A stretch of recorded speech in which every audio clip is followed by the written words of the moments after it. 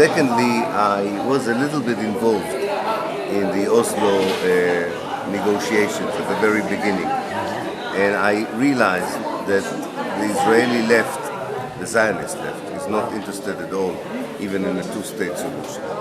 And that also strengthened in me the conviction that we need to go for a much more comprehensive solution, because the two-state solution would allow Israel to continue the occupation, the colonization, while being portrayed in the West as being involved in the peace process.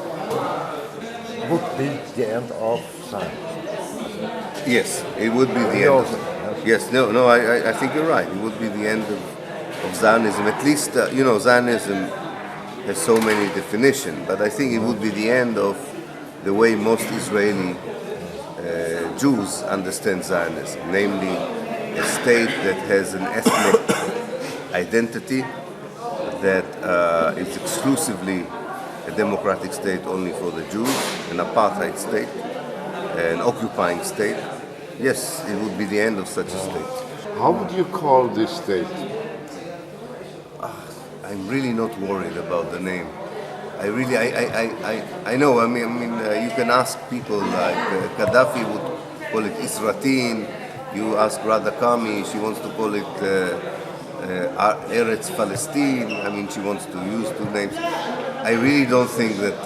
I'm not bothered with it. I think it's a distraction. I think the movement for one state should deal with more substantial issues, such as what should be the constitution of such a state, what should be the economic regime of such a state, how would the two national and ethnic community be represented in such a state. We have so much work to do before the name. Jews who came from Arab countries do not enjoy the same rights and economic situation as the Jews who came from Europe. Now they are united in the hatred of the Arabs and in believing that security is more important than anything else. And this is why we are in a very dangerous situation now, because the solidarity in Israeli society is non-existent. It's a capitalist society which nobody cares about the other, especially the rich don't care anymore about the poor. But the only way to keep it together is to make sure that you are constantly in a conflict, in a war. And I think that's why this present regime wants a war with Lebanon and Iran, and will have a war with Lebanon and Iran. But this will not be a successful war. This will be a catastrophic war. Similarly, I don't think the economic boom that we are now experiencing in Israel would remain for a long time. This is a bubble. This is artificial. So I agree that it's not similar to the situation in South Africa, but there are something here as well that we should not be misled by this idea that this is a homogeneous Jewish society. So I agree with Helga on two things. A, that the one state is already here. It's just an apartheid state. And secondly, that it's sometimes easier to change the regime of one state than create two states. I think that's what you mean. That this is more difficult than South Africa, no doubt. That it may not succeed in the first round, it's also possible.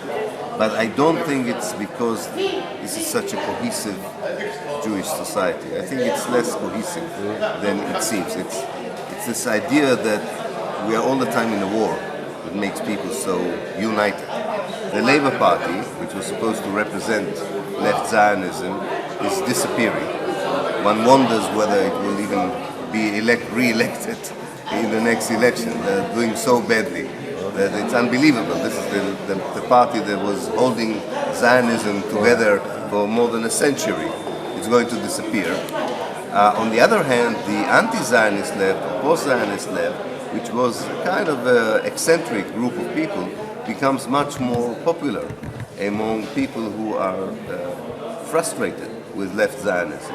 And you can see it in the position of the NGOs in Israel, which act against the occupation, act for equality between Arabs and Jews.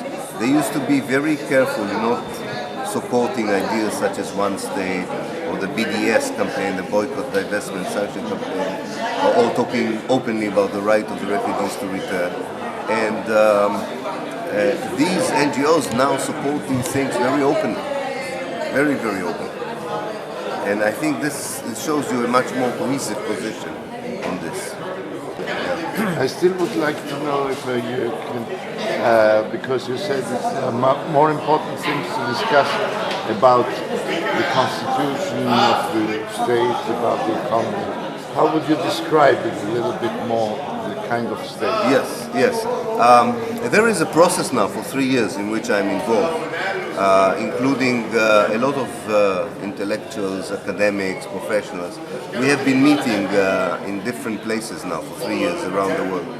And we are divided into committees. And we work on the constitutional side, on the economic side, on the political side. I think that at this moment in time, the only thing I can say is that we are getting nearer to understanding the principle of the one state rather than the identity of the one state.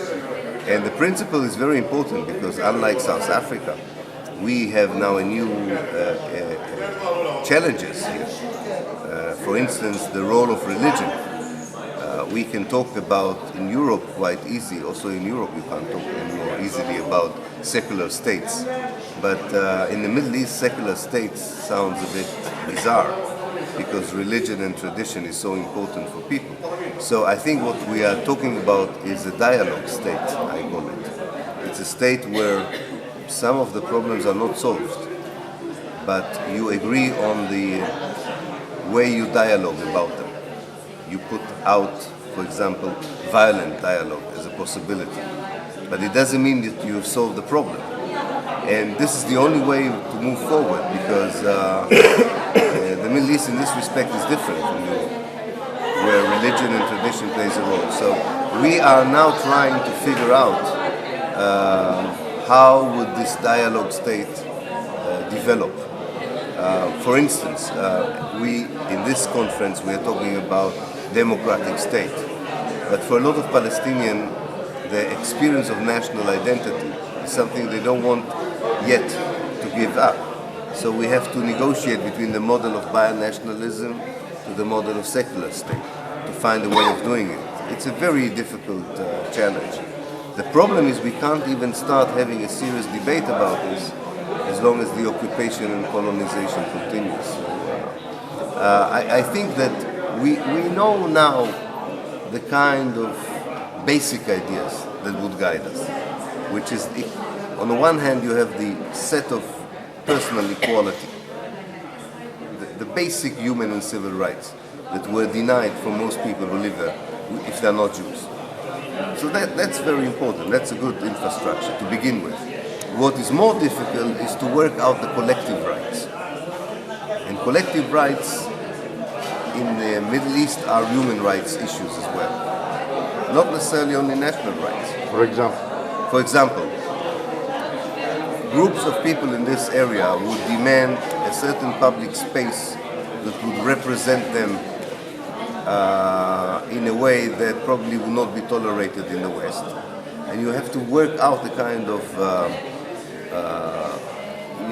like it's like a carpet that would have different squares in it. It's the old multicultural idea in many ways, but it's multiculturalism on an institutional basis, on a basis where communities live and let live, rather than impose one cultural way of life on everyone else. And it's very challenging. We're starting to do it, and I think the more people would be involved in it, it's theory in practice. It's theory in practice. I think we can only lay down the guidelines, and the guidelines would enable us to work out the reality. You cannot decide beforehand how it will work. You can decide beforehand what are the rules of the game. die alte